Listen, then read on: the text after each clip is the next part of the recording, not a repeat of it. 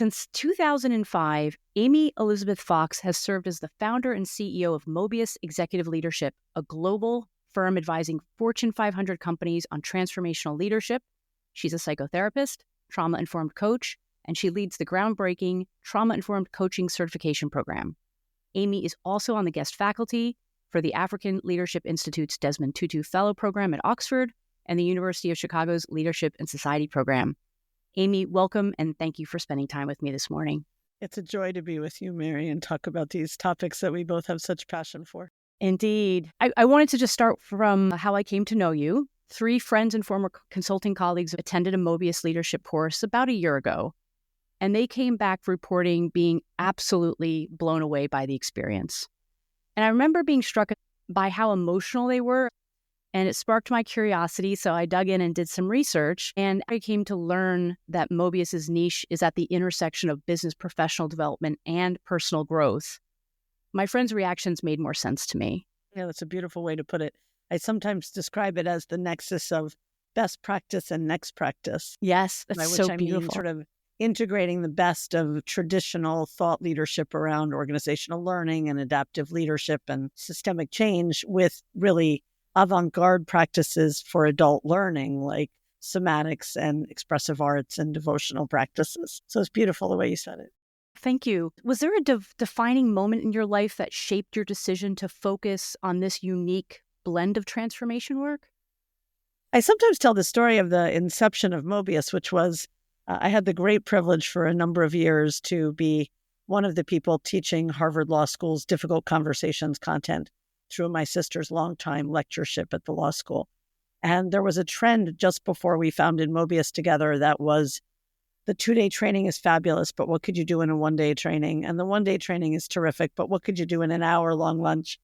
And my sister and I looked at each other and thought, we can't spend our life just doing hollow infomercials.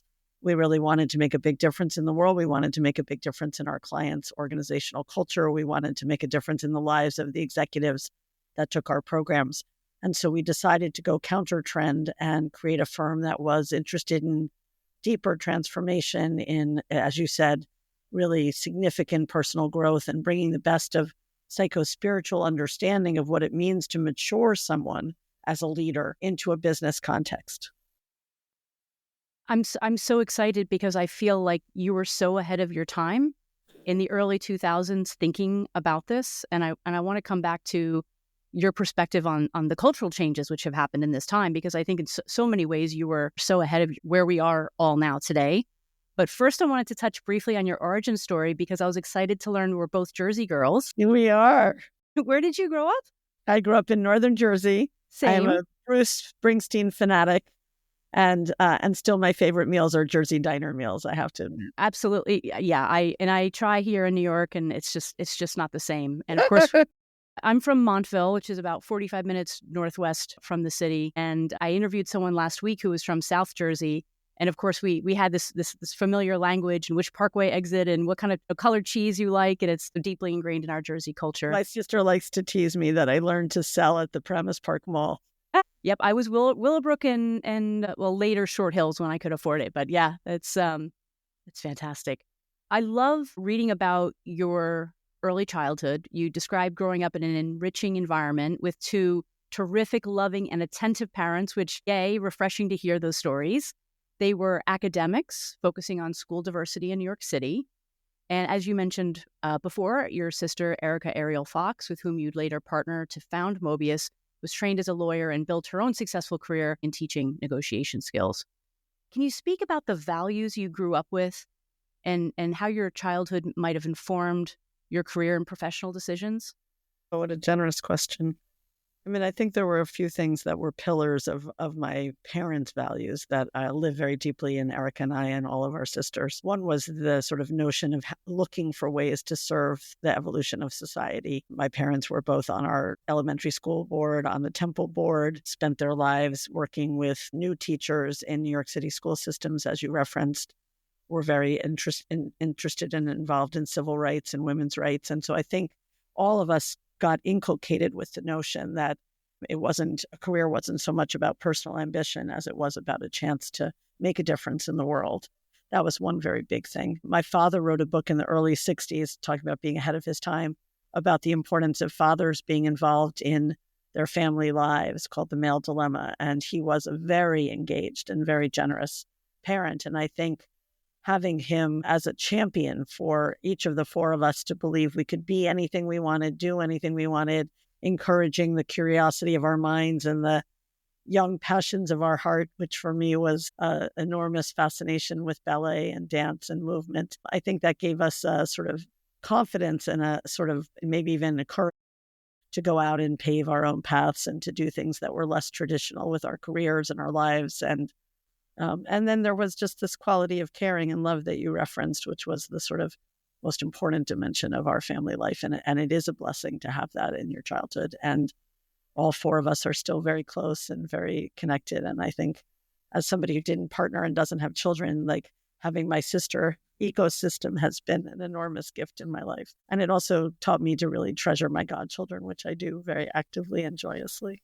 That's so beautiful to hear. And as you're speaking about your family, I'm just struck that not everyone has been lucky to come into a family like yours. And yet we benefit by it because you're sharing that love and insight with the world through the work you and your sister do. And so it has this multiplier effect, your parents' influence coming through you and your sister and sharing those gifts that many people didn't have. I think it works both ways, honestly, Mary. I think if you have certain graces or blessings like the one we're pointing to, that becomes a resource and a fuel for your contribution later. I think that's true. But I think it's equally true that people I know who've lived through trauma and difficulty and hardship and found a way through that, through a healing path and a healing journey, that also becomes a resource of inspiration and fresh possibility for people. And I think everybody's life has both, of course. Yes. Well, and we'll come on because I want to speak about your trauma work. I'm coming from that other experience, which is, okay, I'm going to do the opposite and I'm going to find that and create what I didn't have. And I'm grateful for the work that people like yourself do because, as you're saying, it is a resource for all of us to share. You wrote, even at the very beginning, it wasn't about creating a firm. You called creating a consciousness movement. And I'm just curious what cultural changes you've observed since founding Mobius, because there's this feeling in the air that certainly there's a lot of things going on, I think, individually and collectively. So I'm just curious in the last 20 years what your observations are about cultural shifts. I mean, I think as a field of executive development, we've come to understand over time how deep the transformational work has to be oriented in order to actually change behavior. So there was early in the field of industrial psychology a sense of if somebody was doing behavior A and you wanted to have them do behavior B instead, you simply had to coach them and give them a reorientation and they would make that adaptation. And that, of course, hit a quick wall. Somebody who's doing a behavior out of an unconscious historic survival strategy can't simply choose to and sustainably deliver the alternative behavior. And then there started to be an understanding that you had to go a little bit deeper, what our mentor, Chris Argyros, called look at the frame that's shaping the action that they're taking in his field of action design, or what McKinsey would later call looking at the mindsets versus the behavior, and what in some personal growth circles that talk about underneath the waterline. So what's driving the behavior that you see above the waterline that's underlying. And all of that started to give people an orientation to their needing to be attention to the belief systems and the emotions and the unmet needs that people carry that shape their behavior. And I think that started to season and enhance the ways we were thinking, not just about coaching, but about adult development more generally. And it started to point us towards more psychological interventions, the importance of self-awareness at a systemic level, the need for psychological safety that keeps people from moving from a reactive state into a generative and creative state. My sister's work, Winning from Within, really took that one step deeper, which is to say, if we're encouraging people to have a heightened sense of self-awareness, what dimensions of self are we asking them to start to pay attention to? And so she created this 7 archetype model that's very intuitive, very practical, and very universal, and gives people, I think, a cartography of what to get to know and investigate in their self-exploration journey. You asked about cultural trends. I think post-COVID, there was also a renewed understanding or a sort of refreshed understanding of the gravity of mental health stress that people were under, the need people had to have a sense of affiliation with an organization that had a purpose, that inspired them, that brought them meaning, the importance of building intimacy and community at work and sort of the movement for belonging. And of course, the connection between maturing leadership's consciousness and the ability to have a workplace that was welcoming, inclusive, diverse ready, and future ready. And I just posted this week on LinkedIn a call for us standing by those convictions, even as the collective zeitgeist appears to be changing. There's a bit of a backlash now against some of those initiatives. And I think those of us who are advising leaders and advising clients about what thriving organizational cultures require, it's a moment for us to stay steady to what we've learned about what it really takes to help somebody get free of habits of reactivity and executive derailers, and to insist on not just the time that it takes, but the depth of intervention that is required. Hey there, listeners. Quick pause for a not-so-boring legal note. This podcast is all about sharing stories, ideas, and a sprinkle of chaos. But remember, it's not professional advice. If you're planning to make big moves based on what you hear, chat with a lawyer, psychiatrist, accountant, or that one friend who reads the terms and conditions. We're here for the laughs and insights, not the lawsuits. Now, back to the fun stuff. You wrote something, and you're such a beautiful writer and speaker. Thank you. And I recommend everyone follow you on LinkedIn, because unlike many people who use LinkedIn, I find your posts very thoughtful and vulnerable and very poignant. It's not just marketing, and thank you for sharing that with us. A quote I want to read from you is coming up in my mind as you're speaking about the importance between personal transformation and broader success, particularly in the business realm. I spent most of my career doing what used to be called the hard side of change. And I know that trying to explain what we're talking about to some C-suite is very, very difficult. You wrote, quote, "I have come to understand that to be a vessel of others or societal transformation, one has to place oneself in a constant process of self-transformation." I'm curious, in the early days when you were launching Mobius, if you found it hard to convince people, like these C-suite folks very focused on the bottom line, of the importance of personal development relative to leadership success and improved business outcomes. Because often to sell a piece of work or to get buy-in for a large transformation work, they want to see the metrics. It certainly has gotten easier over time, because now I have thousands of testimonials from individuals who've been through this process and found it life-changing. So it's easier now than it was then to connect the dots for people. But many of the outcomes clients are bringing us in terms of their objectives of a leadership program. We need people to have more honest conversations. We need people to give each other more direct and candid feedback. We need people to think more creatively and disruptively.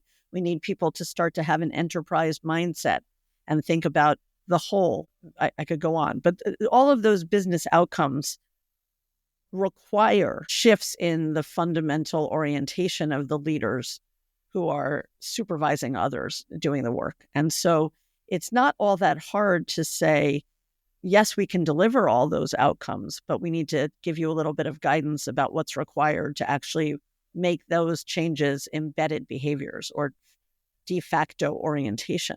So, for example, you can't have psychological safety when you have a high degree of fear. And a leader can't simply declare that everybody should be less afraid. They need to have done something inside themselves to lower their level of fear so that they can become a nervous system that others can template off of and respond to, that can stay grounded in the midst of chaos and confident in the face of uncertainty. So that would be an example where it's very obvious, if you want people to do what Amy Edmondson, my colleague at the business school, calls teaming, you really need to equip them with the ability to lower the level of fear in a group of people. And there are very wonderful, very easy practices that help teams sustain that level of trust and openness and mutual generosity, which by definition helps people to start to think beyond the scope of their own deliverables. When I care about you, I'm interested in helping you. When I care about you and you make a mistake, I'm not looking for how to fix blame. I'm looking for how do we learn together.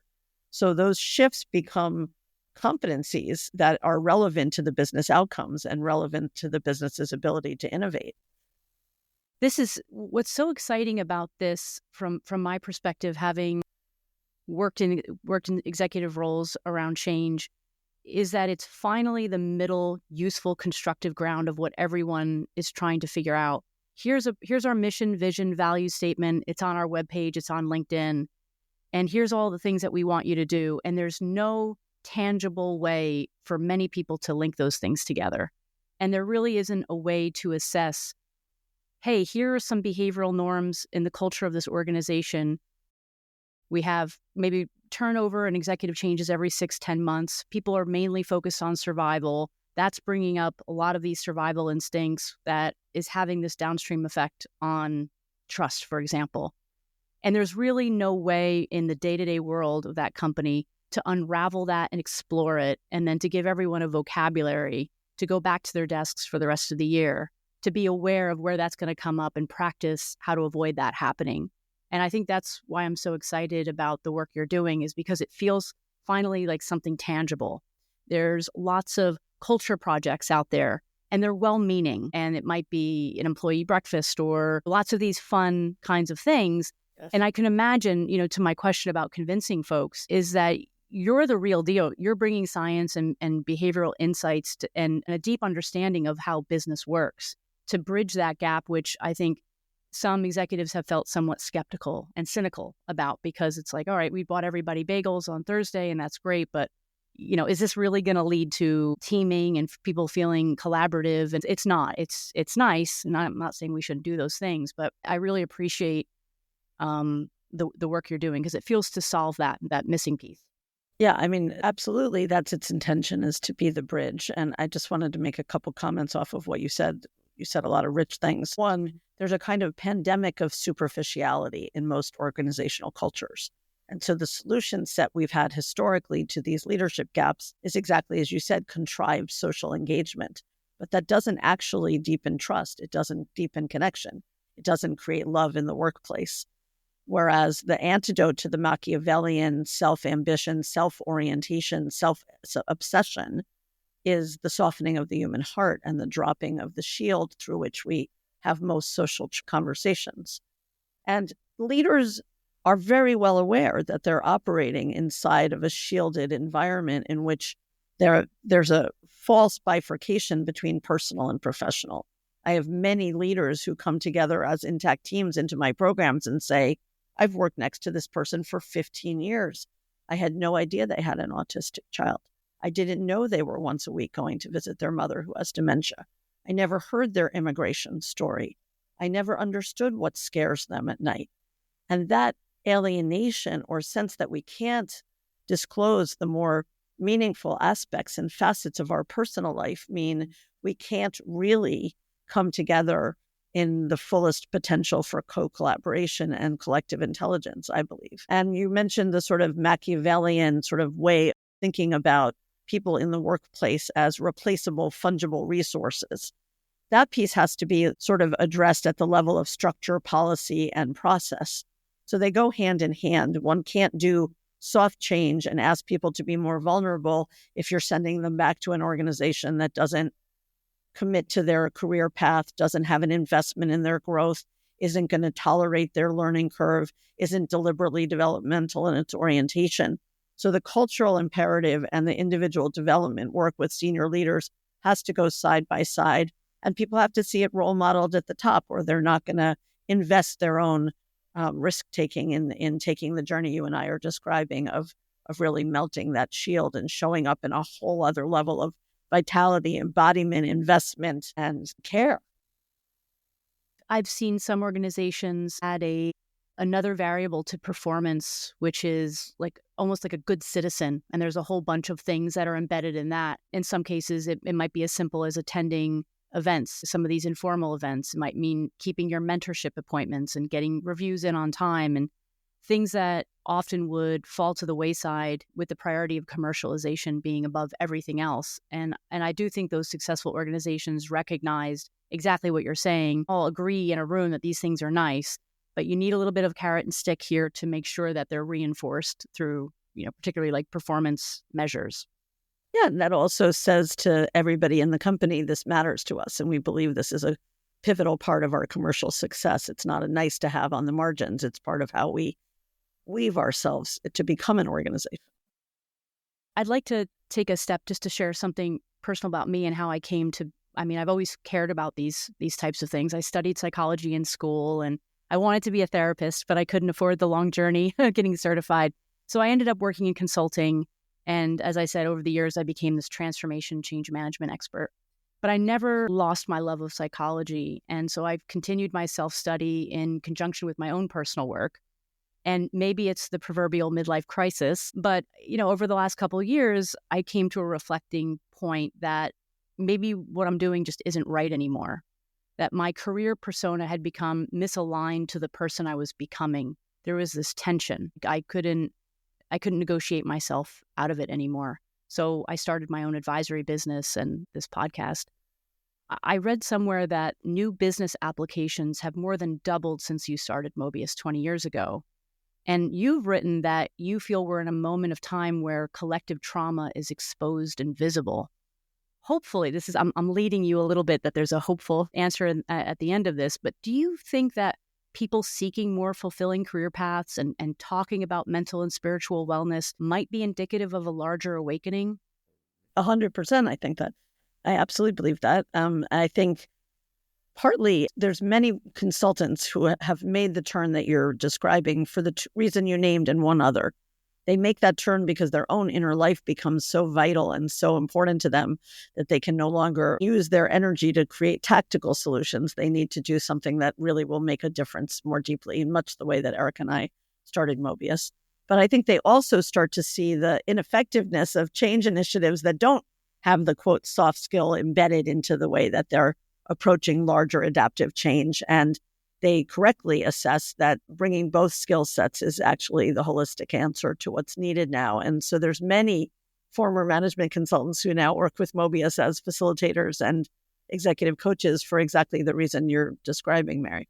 In terms of the awakening, I think that there is, post-COVID, a meaningful alertness to some of the fissures in the scar tissue of humanity, and that those live also in the boardroom and also in organizational dynamics and also in many, many, many group processes. And that if we turn a blind eye to them, we're recapitulating the trauma over and over. And when we turn a willingness to look and to engage and to have tough conversations, we have the possibility of something reparative and novel happening.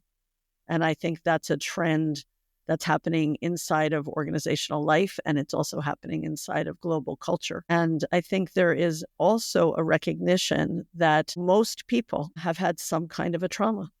I've done thousands of interviews with the most successful people on the planet, from top team members to board chairs to consultants that are serving very significant leaders in the public and private sector, and virtually universally in their life narrative and in their family story, you see all kinds of impossible to metabolize traumatic events: addiction and alcoholism, being sent to boarding school too early, absent parents who were emotionally numb as a result of their parents having been part of World War II, forced migration, racism, colonialism, illness, sudden death, accidents, many, many, many societal dynamics and historical violence, growing up in poverty, being economically insecure, being physically unfit, disabled, many, many things.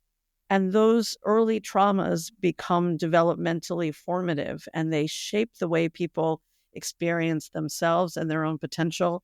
They become the lens through which people interpret life events and a relationship experience. And until you can step back in a really significant moment in time and turn back to pay attention to what were those defining events and start to integrate them, both the memory and the emotion, you're really inhibited by the footprint of those events in your psyche. And I believe much of the reactivity and hostility and stuckness that we experience in the world of business is because of untreated trauma. And executives that haven't done their inner work and haven't had an invitation or a calling to do that work. I often share this one story because it was so poignant to me, and it's so, I have permission to share it. One executive came into our program, and he was a very successful person. He was very high performing. but he had been given feedback and coaching for 20 years that people didn't feel him. They found him cold and aloof, and they didn't really know where he standed, and they didn't trust him that easily. And he didn't inspire followership because he didn't have a lot of overt emotional intelligence.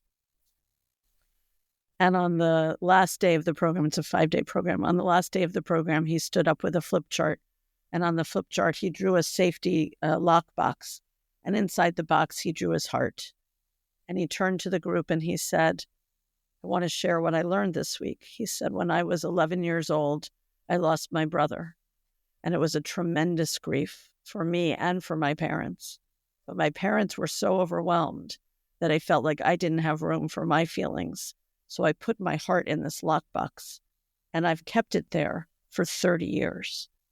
And this week I had a chance and an opportunity and an invitation and a safe holding, companionship, to open that box and feel that grief. And I'm leaving feeling full of love, full of joy, full of possibility, and tender and soft, because of course grief isn't over in 4 days. And I thought he will never again get that feedback. But it couldn't possibly have been solved through, take your team out to a drink or take everybody out to a baseball game. He needed a really safe, sacred place to go back for that 11-year-old's pain. And having found that and had the courage to receive that invitation and use it for what it's intended to offer, he'll be free the rest of his life and a different husband and a different father and a different leader.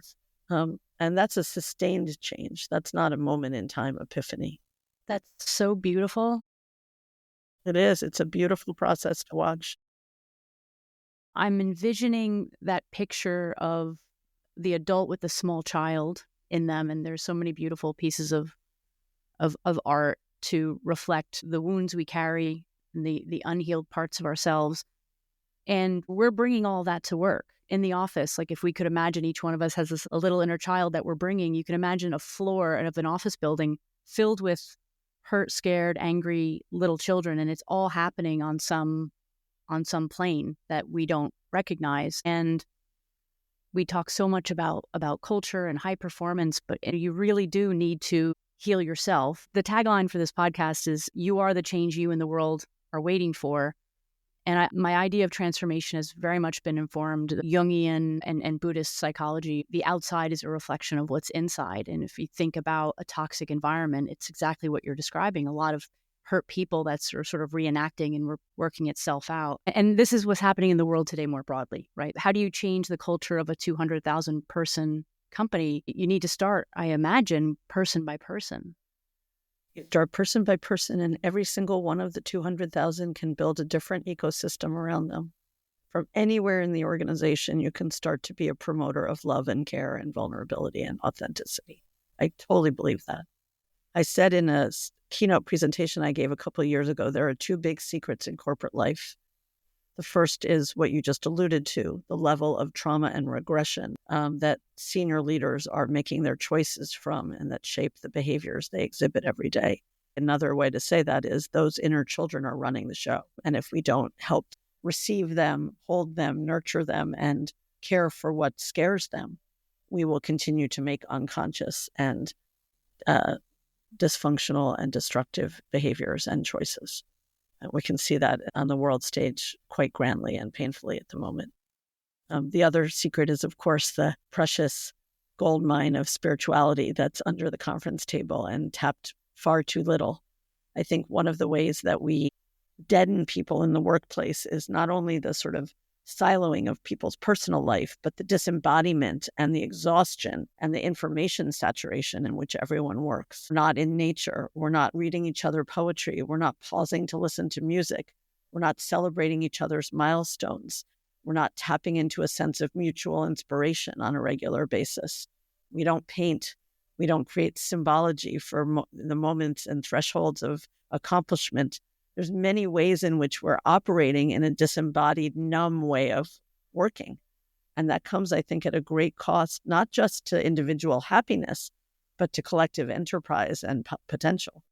It's gotten so bad, we're not even giving each other our full attention, our presence. I've been in a number of meetings, and in certain cultures, this is very normal, where you're having a conversation and someone's texting or responding to an email at the same time. I once was in a meeting for 30 minutes with a senior partner who did not look up the entire time.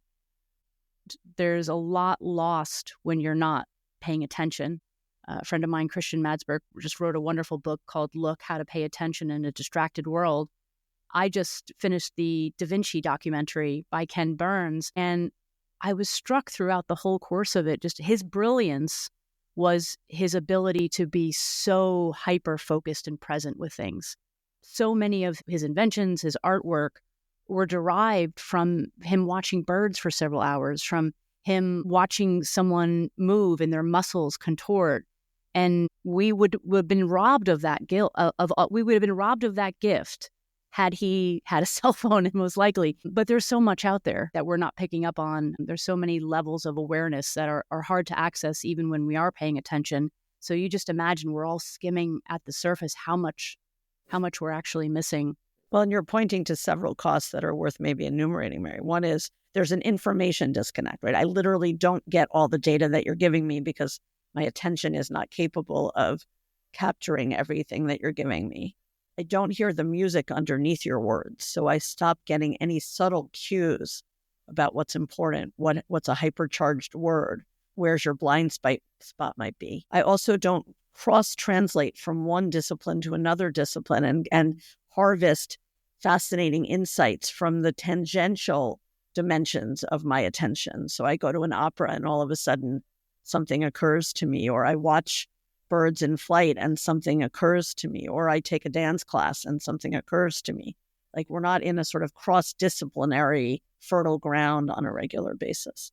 But I also think, to speak more mystically for a moment, we're missing non-local intelligence. We're in so much motion that the world of intuition and the world of sort of ideas kind of dropping like diamonds from the sky, that happened to Da Vinci so often, the world in which really avant-garde artistry becomes possible for a business leader, that requires stillness, not just presence of attention, but spaciousness.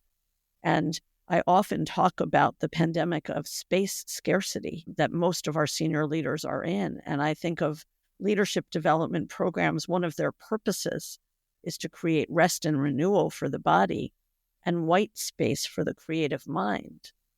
Because absent that, the brand new concept or the fresh horizon, or what's sometimes called the blue sky strategy, will not reveal itself. Hope you're enjoying the show. If you are, please subscribe so new episodes find you, and share the show with other deep thinkers in your life. And if you're saying to yourself, damn, I don't have people in my life that I can talk to about this kind of stuff, don't worry, now you do. This leads me to the next topic I want to dig in a little bit deeper with you, which is trauma. When I was younger in my career, about midpoint, I was starting to rise up the ranks. And of course, with that comes some insecurity and imposter syndrome and all of that. And at one point, I was working a lot, not because I needed to, but because I wanted to, because that stillness that you're describing felt intolerable to me. I was called in because one of my colleagues, someone who was reporting to me, was finding me very overwhelming. I was sending emails on the weekend and everything had a sense of urgency and there was this perfectionism, and I had no sense of awareness about my behavior at all. And the three of us sat down and they described what the employee was experiencing. And I immediately recognized that that was my father. And I started to cry. And I didn't cry because I was upset and I was in trouble. There was probably some shame and embarrassment there for sure. But it was like, oh my God, I made her feel the way my dad made me feel. And it was just so clear in front of my eyes. And I could feel myself dissolve and soften as you've described. And it was a great reflecting point. It was unfortunate to rise up there at work. But had that not been brought to my attention and had I not set out on a path to do this personal development, I would have been that executive that you described, getting 30 years of feedback about being unapproachable. And I'm not saying I have it all figured out by any means. There's that's an aspect of me that's still there that I am befriending and trying to understand. I think, like the case study you mentioned, there's a protective element there that was interject to help protect me, is that I'm going to be so ahead of this and no one, my father would never have to tell me I've done anything wrong because I'm going to so overdo everything that I'll always be the good girl. And so this leads me to trauma. And as you can probably read between the lines, I'm a trauma survivor myself. So this has been a deeply personal area of study for me. Certainly drove my interest in psychology and my work in writing and of course, my gravitation toward Buddhism. Over the last few years, I've started to notice parallels between psychological concepts of trauma and the dynamics that we're talking about in corporate culture and organizational transformations. And I'd love for you to spend some time talking to us about the trauma-informed coach training program that you've created. Well, first of all, thank you for your story. It's such a touching story. And what a gift they gave you by giving you the feedback in a way that you could hear it and was kind and turned you towards the work that you had to do. And, how brave and meaningful that you chose to do that. Many leaders get that feedback and scapegoat the person who's giving them the feedback and don't turn inward in the way that you did. So it's a very inspiring story that you shared.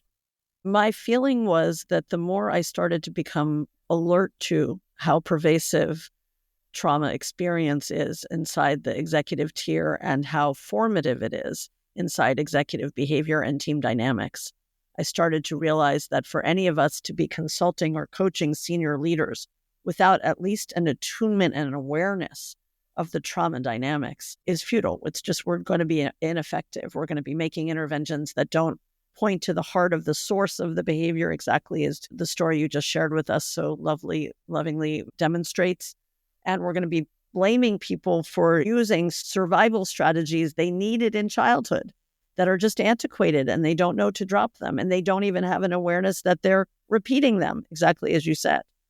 And so I got really interested in trauma training for coaches and facilitators and consultants. And I've had the enormous privilege for the last decade of studying with a world expert on trauma, Dr. Thomas Hübl, who wrote a wonderful book on healing collective trauma and a more recent one on emotional attunement. And Thomas and I have been working together now for a long time. And so we co-led this program for 200 coaches and facilitators last year. It was the first of its kind.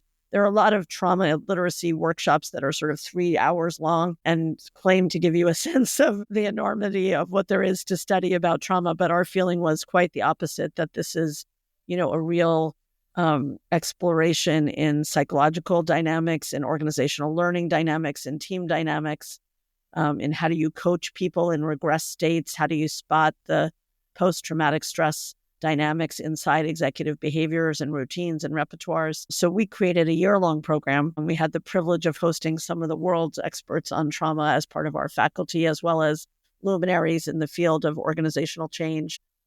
And I think what people felt coming out of that program was a few things. I think coaches and facilitators that were with us in that cohort started to realize how essential it is for them to do their own psychological healing work and to be really looking closely at their trauma dynamics and their projective dynamics and where they get caught or stuck with a client and can't see clearly or can't share in an open way their assessments and observations. And that was one of the cornerstones of the program, was that the importance of using yourself as an instrument of the change. I think the second thing that became clear is how important it is to study the neurobiology of trauma, what we know about adverse childhood impacts and their longitudinal symptoms. And then finally, how relevant all of this is to the fields of organizational psychology and transformational change and adaptive leadership. So all three of those pillars, the self-development, trauma literacy, and the relevance of all of that for organizational dynamics and organizational evolution, I think were the sort of outcomes of the program. And I feel more comfortable than ever, honestly, Mary, to say to a client, you can get leadership development that's expansive and meaningful from many different providers. But if you want this kind of deep transformation, real vertical development, you need an organization to partner with that's trauma literate, that knows how to do trauma screening and make sure that the program isn't contraindicated for anybody or going to be dangerous for anybody. And you need to invest the time and resource to create a real refuge place where people can do that kind of deeper psychological work. It can't be done casually. It can't be done in the workplace. It can't be done in a lunchtime slot. And more very senior organizations very significant organizations are choosing to take that time and make that investment and make that priority. And my finding is that even if people come to a program a little bit scared, a little bit resistant, a little bit walled off, you don't have to teach people how to love. You don't have to teach people how to open their heart. You don't have to teach people how to sing and dance and write poetry and meditate. You just have to get rid of the conditions that live in organizations that are hindrances to those things, that are inhibiting of those things, and create a microclimate or a little bit of an ecosystem in which something else becomes the norm. And by Thursday night, everybody is holding each other. Everybody is witnessing each other's life stories. Everybody is sharing things that really matter to them. And they are woven together as a group for life. These cohorts stay together for years and years as friends, as co-journeyers, supporting each other, as peer coaches to each other. And I am confident to say that it is a life-changing experience to take those few days out of daily life and invest in yourself in that way. That's so beautiful. And trauma work can last 10, 15 years, a whole lifetime. It's changing your entire operating system. So what you're offering is actually, it's a very tangible start to doing the work that is absolutely going to make you a better leader, but also a better spouse, a better parent, a better friend, and the best gift you could give to yourself to unlock everything that you're describing for the rest of your life that is often unavailable to you because of this trauma. Yeah, I was speaking a week ago with somebody who took the program a year earlier. And he was saying to me, up until that week with you, Amy, I was really focused on me as a performer. And what did it take to get it right? And what was it right to be perfect? And what was the next ambition and milestone that was going to confirm that I was getting it right? And sort of soothe the part of me that didn't feel good enough and had deep insecurity and anxiety. And he said, I really feel like I've moved from the mode of doing to the mode of being. And I'm so much more accessible. And I notice much more what's happening with the people on my team. And I see so many more creative possibilities in the workflow. And it was beautiful to hear that. And you said another thing, Mary, that I just want to acknowledge. Of course, a week like this is the beginning of a lifelong path. Yeah, it isn't the path itself, but it at least begins to turn somebody's awareness from looking away to looking towards, from looking out to looking in. And it invites people to move in adult development terms from what Keegan and Leahy would call a socialized mind, where all of my orientation is on what society will approve and the next, threshold of, quote, success and achievement, to being self-authoring and really sourcing from their own gifts, their own sense of purpose and calling, their own things that will fulfill them and make it possible for them to be much happier and in some ways much more contributing. Oh, absolutely. I'm thinking of Fromm's book, The Art of Being, that we're human doings, we're human beings.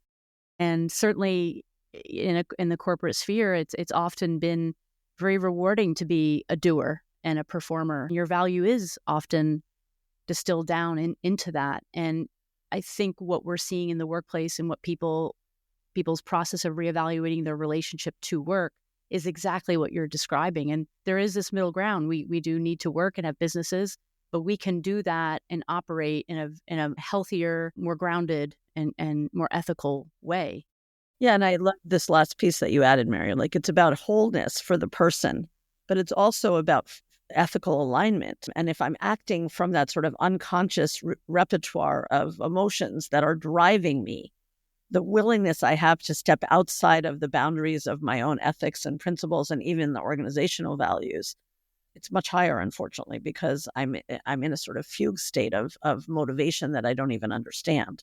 Whereas when somebody is really embodied and present, as you were describing, and available, then the choice is more bare before them and they can make more aligned choices, more noble choices, more generous choices. Wonderful. I want to close today with a segment I call the Protagonist's Questionnaire. It's inspired by the French journalist Bernard Pivot and the wonderful late James Lipton of the Actors Studio, of whom I'm a big fan. Oh, great. So I'm just going to run through some questions. What person or people first showed you your own power? Beautiful question. My sister Erica would be the first one who really encouraged me to move from the world of psychology and social activism into social entrepreneurship and working with business leaders. So for sure, she would be my first mentor. I think all of my spiritual teachers, Ram Dass, Thomas Hübl, Linda Cicera, Patrick Connor, Shai Tubali, I've had the great privilege of being with some of the most extraordinary and wise beings on the planet. And whenever somebody of that magnitude comes into your life and takes the time to shepherd your development and your healing process, it's a great grace. When I found out about Ram Dass, I had to stop myself. I think you're going to have to come back and talk, because there's so many more things I want to talk to you about. But what film do you find most inspiring? Gosh, there's so many. I mean, psychologically, I would say Good Will Hunting moves me to my core. And lyrically, I would say Out of Africa. What is your favorite character from literature or film?